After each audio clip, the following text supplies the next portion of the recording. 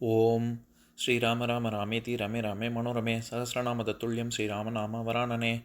உலகம் யாவையும் தாமுலா வாக்கலும் நிலைபெறுத்தலும் நீக்கலும் நீங்களா அழகிலா விளையாட்டுடையார் அவர் தலைவர் அன்னவர் சரண் நாங்களே.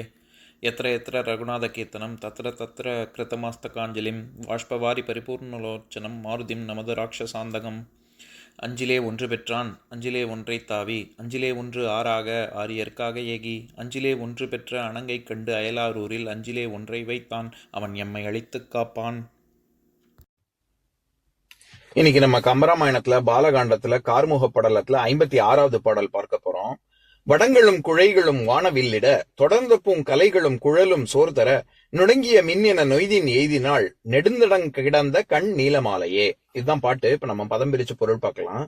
நெடுந்தடம் கிடந்த பெரிய தடாகத்தில் கிடந்த கண் நீலமாலை குவளை போன்ற கண்களை உடைய நீலமாலை என்பவள் வடங்களும் தன் கழுத்தில் பூண்ட ஆரங்களும் குழைகளும் காதணியான குழைகளும் வானவில்லிட வானவில்லை போல பல நிற ஒளிகளை வீசவும் தொடர்ந்த பூங்கலைகளும் உடுத்த உடையும் குழலும் சோர்தர மலரணிந்த கூந்தலும் அவிழ்ந்து சரியவும் நுடங்கிய மின் என துவண்ட மின்னல் போல நொய்தின் எய்தினாள் விரைவாக ஓடி வந்தாள். இப்ப நம்ம இந்த பாட்டுல இருக்கக்கூடிய நயங்களை பார்க்கலாம். அதாவது சீதைக்கு திருமணம் நடக்குமாறு ராமன் வில்முறித்த செய்தியை சீக்கிரம் விரைவில் தெரிவிக்கணும் அப்படிங்கிற ஒரு ஆர்வத்தோடு சீதை இருக்கும் இடம் தேடி ஓடி வந்தாள். அவளுடைய தோழியான நீலமாலை அப்படிங்கறதுதான் இந்த பாடலினுடைய கருத்து. இப்ப இதுல இருக்கக்கூடிய சில நுட்பங்களை பார்க்கலாம். அதாவது சென்ற பாடல்லையே நீலமாலை எப்பேற்பட்டவள் அப்படிங்கிற ஒரு வர்ணனை கம்பர் ஏற்கனவே பண்ணியிருந்தாரு. அதாவது குளிர்மனத்து ஒன்றும் உண்கண் மதிமுகத்து ஒருத்தி அப்படின்னு. அதாவது ரொம்ப காருண்யம் பொருந்தியவளாகவும் மைதீட்ட பெற்ற கண்களை உடையவளாகவும் ஒளி பொருந்திய அதாவது சந்திரன் போன்ற ஒளி பொருந்திய முகத்தை உடையவளாகவும் இருந்தாள் அப்படின்னு. அதே மாதிரிதான் இந்த பாடல்லையும் எப்படி அவளுடைய வர்ணனை தான் தொடருது. வடங்களும் குழைகளும் வானவில்லிட அப்படின்னு. வடம் அப்படின்னாலே அது சங்கிலி போன்ற ஒரு ஆபரணம். ஆரம், பொதுவா ஆரம் இல்லாட்டி சங்கிலி அப்படின்னு சொல்லுவாங்க. நம்ம ஏற்கனவே பார்த்திருக்கோம். நான் சினிமா பாட்டு கூட உதாரணம் சொன்னேன்ல. அதாவது பக்கத்து வீட்டு பருவ மச்சான் பார்வையிலே என்ன வடம் பிடிச்சான் அப்படின்னு. அதாவது எப்படி கயிறை வச்சு தேரை இழுப்பாங்களோ அந்த மாதிரி அந்த கயிறை கொண்டு அந்த மாதிரி ஒரு அவனுடைய பார்வை என்னை இழுத்தது அப்படிங்கிறது அந்த பாடல் கருத்து. எதுக்கு சொல்ல வரேன், அந்த இடத்துல எப்படி வடம்ங்கிறது கயிறுங்கிற பொருள்ல வருதோ அந்த மாதிரி இந்த இடத்துல கயிறு போன்ற சங்கிலி போன்ற ஒரு ஆபரணம், அது எல்லாமே வடம் தான். அந்த ஆரமும் குழைனா காதணி, ஒரு வகையான தோடு மாதிரி ஒரு வகையான காதணி. இது ரெண்டுத்துல இருந்தும் வானவில்லிட இந்த மாதிரியான ஆபரணங்கள்ல இருந்து எப்படி ஒளி வீசுது அப்படின்னா, எப்படி வானவில் ஒரு பல வண்ணங்கள் நிறைந்த ஒரு ஒளி வீசுமோ அந்த மாதிரி அந்த ஆபரணத்துல இருக்கக்கூடிய மணிகள் ரத்னங்கள்ல இருந்து பல வண்ணங்கள்ல ஒளி வீசியது அப்படின்னு சொல்ல வர்றாரு. அடுத்தது தொடர்ந்த பூங்கலைகளும் குழலும் சோர்தர அப்படின்னா அவளுடைய ஆடைகளும் சரி, எல்லாம் ஆடையும் சரியுது. இப்ப வேகமா ஓடி வரும் பொழுது ஏதோ ஒரு நல்ல செய்தியை சொல்லணும் அப்படின்னா திபுன்னு ஓடி வரும் பொழுது ஆடை சரியுது, தலைமுடி கூந்தல் சரியுது, ஆபரணங்கள் எல்லாம் அவிழுது செதறுது. இப்படி ஓடி வரா, தலைதெறிக்க ஓடி வரா அப்படிங்கும் பொழுது ஆபரணம் கூந்தல் இதெல்லாம் ஒரே மாதிரியா இருக்கும். இது எல்லாம் அதாவது சரியும் செதறும் அந்த மாதிரி நடக்கும்ல. அதைத்தான் இவரு பூங்கலைகளும் குழலும் சோர்தர அப்படின்றாரு. அடுத்தது நுடங்கிய மின் என நொய்தின் எய்தினாள். எப்படி வந்தா அப்படின்னா, இந்த வடிவேலு ஒரு படத்துல நகைச்சுவையா சொல்லுவார்ல, வாமா மின்னல் அப்படின்னு, இந்த மாயிங்கிற படத்துல. அந்த மாதிரி அத முன்னாடியே எவ்வளவோ பல ஆயிரம் ஆண்டுகளுக்கு முன்னாடியே இது கம்பர் சொல்லியிருக்காரு. நுடங்கிய மின் என நொய்தின் எய்தினாள். எப்படி வந்தா அப்படின்னா வாமா மின்னல்ங்கிற மாதிரி. மின்னல் எப்படி வெட்டுமோ, எப்படி சுருக்க டக்குன்னு வருமோ அந்த மாதிரி நுடங்கிய மின் என நொய்தின் எய்தினாள். ஒரு துவண்ட மின்னல் எப்படி சட்டுன்னு வருமோ அந்த மாதிரி விரைவாக ஓடி வந்தாள். இன்னொன்னு, இவர் அந்த வார்த்தையிலேயே விளையாடுறாரு. நீலமாலை அப்படின்னே அவளுக்கு ஏன் பேரு? நீலமாலைங்கிறது குழைப்பூ மாதிரி இருக்கக்கூடியது.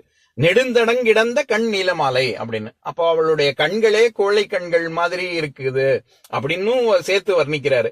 அதனாலதான் நெடுந்தடங்கிடந்த கண் நீலமாலை அப்படின்னு. தடாகத்துல இருக்கக்கூடிய கோழைப்பூ எப்படி ரொம்ப பிரமாதமா இருக்குமோ பாக்குறதுக்கு, அந்த மாதிரி கோழைப்பூ போன்ற கண்களை உடைய நீலமாலை அப்படின்னு. ஆக 2 பாடல்கள்ல நீலமாலைக்கு மட்டுமே எவ்வளவு அடைகள், அதாவது எவ்வளவு வர்ணனை பண்ணியிருக்காருன்னு பாருங்க. முதல் விஷயம் குளிர் மனத்து, ரொம்ப காருண்யம் பொருந்திய தன்மையான ஒரு பெண் அப்படின்னு. அடுத்தது உண்கண், மை உண்ட கண்கள் அப்படின்னு அடுத்தது 2வது. 3வது மதிமுகத்து ஒருத்தி அப்படின்னா நிலா போன்ற ஒளி பொருந்திய முகத்தை உடையவள். அடுத்தது வடங்களும் குழைகளும் வானவில்லிட, அவள் போட்டுக்கொண்டுள்ள வடங்களும் சரி காதணிகளும் சரி அது ஒளி வீசுது வானவில் மாதிரி. இந்த இடத்துல வானவில் இதே மாதிரியான ஒரு வர்ணனை சிலப்பதிகாரத்துல மதுரை காண்டத்துல அடைக்கலக்காதை அப்படிங்கிற ஒரு பகுதியில இருக்கு. நான் அதையும் அந்த பாடலையும் படிக்கிறேன் கேளுங்க.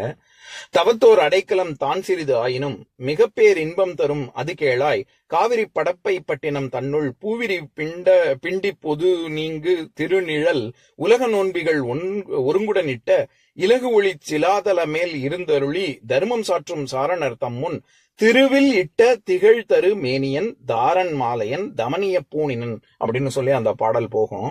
அதாவது ஒரு தேவலோகத்திலிருந்து ஒருத்தன் வந்தான், அந்த தேவன் எப்படி இருந்தான் அப்படிங்கிற வர்ணனை இளங்கோவடிகள் பண்ணிருப்பாரு அந்த இடத்துல. அங்க திருவில் இட்டு திகழ் தரு மேனியன், இதே மாதிரியான வர்ணனை தான். நம்ம வானவில்ல இந்திரவில்னு சொன்னாலும் சரி திருவில்னு சொன்னாலும் சரி அது எல்லாமே வானவில்லத்தான் குறிக்கும். திருவில் இட்டு திகழ்தரு மேனியன்னா வானவில் எப்படி ஒளி வீசுமோ அந்த மாதிரி ஒளி வீசக்கூடிய மேனியை கொண்டுள்ள தேவன் அப்படின்னு அதுல சொல்றாரு. எதுக்கு சொல்ல வரேன், அதே மாதிரி இந்த பாடல்லையும் இவளுடைய அதாவது நீலமாலையினுடைய ஆபரணங்கள்லாம் அந்த மாதிரி வானவில் மாதிரி ஒளி வீசுது அப்படின்னு ஒரு வர்ணனை. அடுத்து அவ எவ்வளவு வேகமா ஓடி வந்தான்னா பூங்கலைகளும் குழலும் சோர்தர, அவ நற்செய்திய சீதைக்கு கொண்டு வந்து சொல்லணும் அப்படிங்கிற ஒரு துடிப்புல அவள் ஓடும் பொழுது ஆடை அவிழ்கிறது, கூந்தல் சோர்கிறது, அதாவது குழல் பிரிகிறது, இதெல்லாம் அவ கண்டுக்கவே இல்லை. வேக வேகமா ஓடி வந்து சொல்றா அப்படின்னா அதுவும் எப்படி சொல்றா அப்படின்னா ஒரு மின்னல் வருவது போல் வேகமாக விரைவாக ஓடி வந்து சொல்கிறாள் அப்படின்னு சொல்றாரு கம்பர். இப்ப நான் பாட்டை இன்னொரு தடவை படிக்கிறேன் கேளுங்க. வடங்களும் குழைகளும் வானவில்லிட தொடர்ந்த பூங்கலைகளும் குழலும் சோர்தர நுடங்கிய மின்னென நொய்தின் எய்தினாள் நெடுந்தடங்கிடந்த கண் நீலமாலையே. இன்னொரு நாள் இன்னொரு பாட்டு பார்க்கலாம். ஓம் शान्ताकारं भुजगशयनं पद्मनाभं सुरेशं विश्वाधारं गगनसदृशं मेघवर्णं शुभाङ्गं लक्ष्मीकान्तं कमलनयनं योगिहृद्यानगम्यं वन्दे विष्णुं भवभयहरं सर्वलोकैकनाथम्. உம்பரோடு இம்பர்காரும் உலகம் ஓர் ஏழும் ஏழும் எம்பெருமான் என்று ஏத்தி இறைஞ்சி நின்று ஏவல் செய்ய தம்பியரோடும் தானும் தருமமும் தரணி காத்தான் அம்பரத்து அனந்தர் நீங்கி அயோத்தியில் வந்த வள்ளல். ஓம் பூர்ணமதः பூர்ணமிதம் பூர்ணாத் பூர்ணமுதஸ்யதே பூர்ணஸ்ய பூர்ணமாதாய பூர்ணமேவாவசிஷ்யதே. ஓம் சாந்தி சாந்தி சாந்திः. ஓம் சர்வேஷாம் ஸ்வஸ்திர்பவது சர்வேஷாம் சாந்திர்பவது சர்வேஷாம் பூர்ணம் பவது சர்வேஷாம் மங்களம் பவது. ஓம் சாந்தி சாந்தி சாந்திः. ஓம் சர்வே பவந்து சுகினः सर्वे सन्तु निरामयाः सर्वे भद्राणि पश्यन्तु मा कश्चित् दुःखभाग् भवेत्. ओम शांति शांति शांति.